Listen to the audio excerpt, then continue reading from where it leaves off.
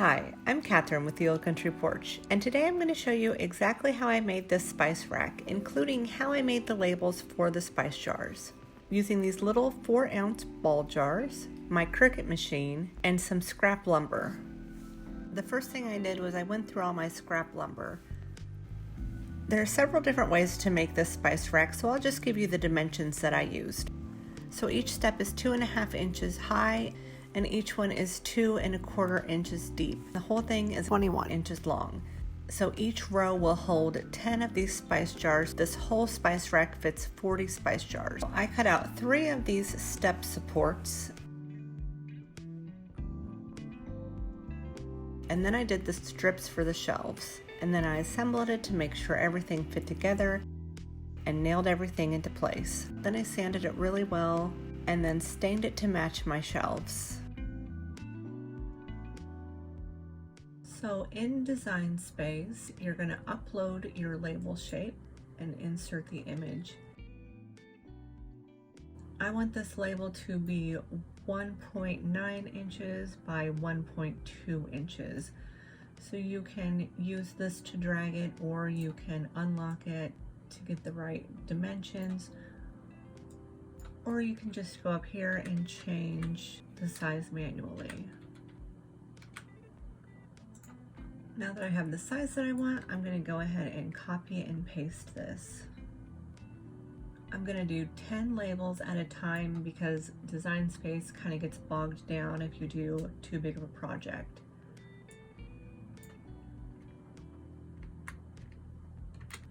So to make things easier, I have my list already made. I'm going to copy that and paste it in here, but you can put these in one at a time if you want to. I'm going to make the font smaller, and I'm changing the font. This is a font that I have on my computer, and using a font that has skinny letters is going to work best.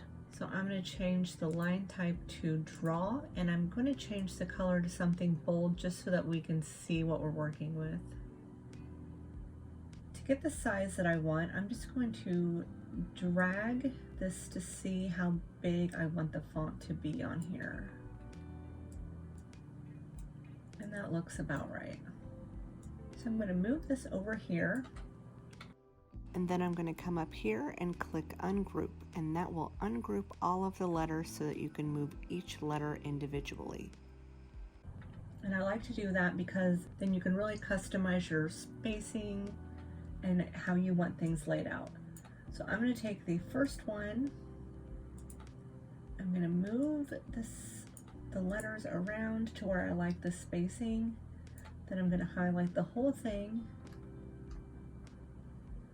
and drag it over to my label.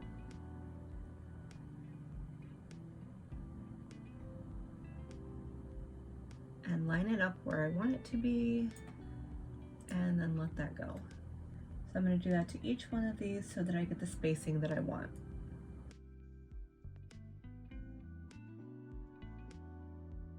I like this because it's fully customizable. You can have your labels turn out exactly how you want them to look.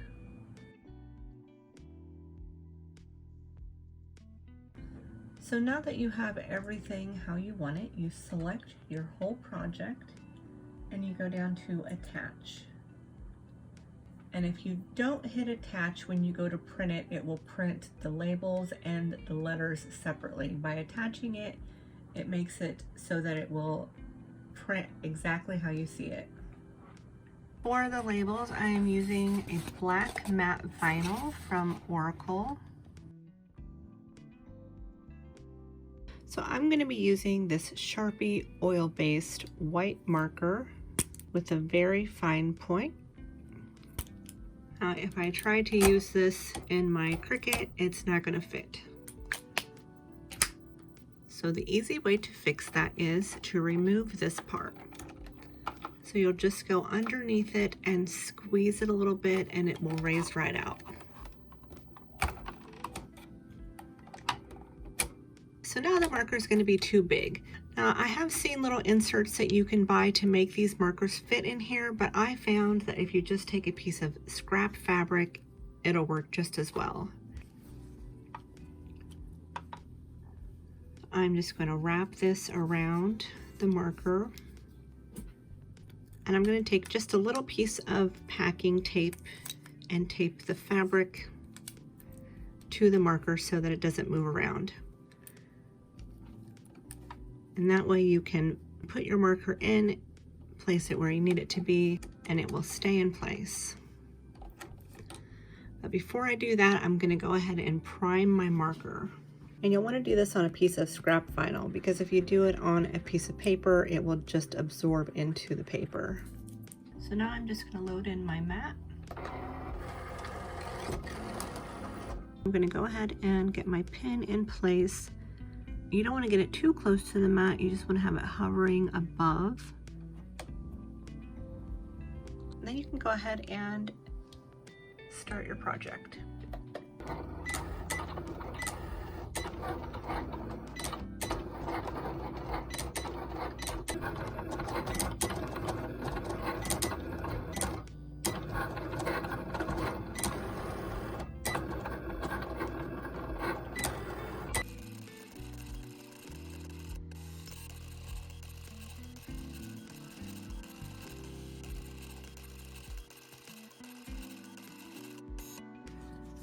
So now you have your labels, and if you rub them, they're not going to come off, they're not going to smear. If you get them wet, they're not going to wash off.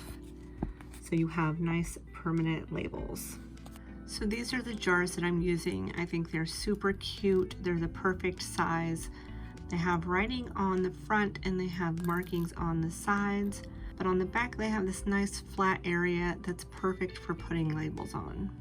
So to make sure that you get every one of your labels in the exact same place every time, I'm going to take a piece of cardstock and line it up with this line, wrap it around.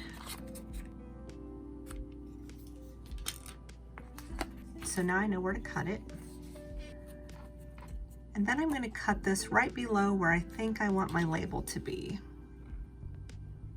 So that looks good.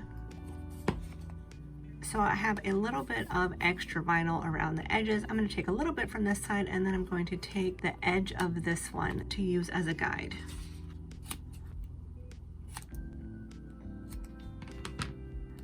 So these scrap pieces are going to go on the side. I'm going to fold this in half.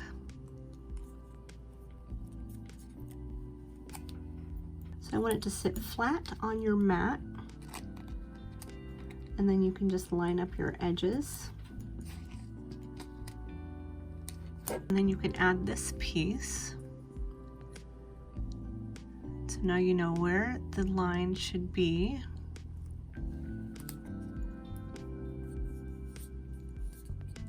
So you can use this on each one of your jars to make sure that every label is exactly in the same place on every jar.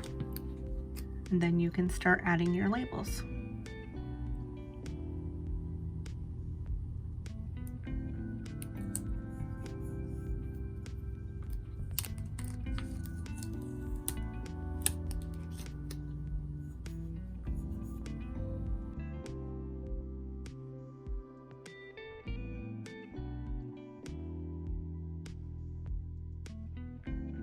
After you get all of your labels on, then you have the fun job of filling them up and getting to put them in your spice rack.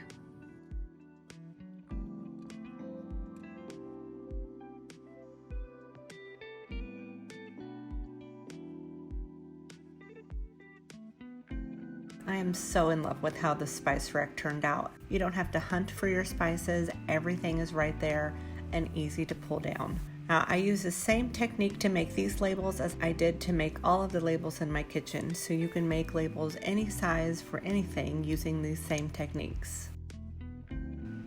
I hope you found this video helpful, and I hope it inspired you to do your own project. And don't forget to hit the subscribe button below, and thank you so much for watching, and I'll see you next time.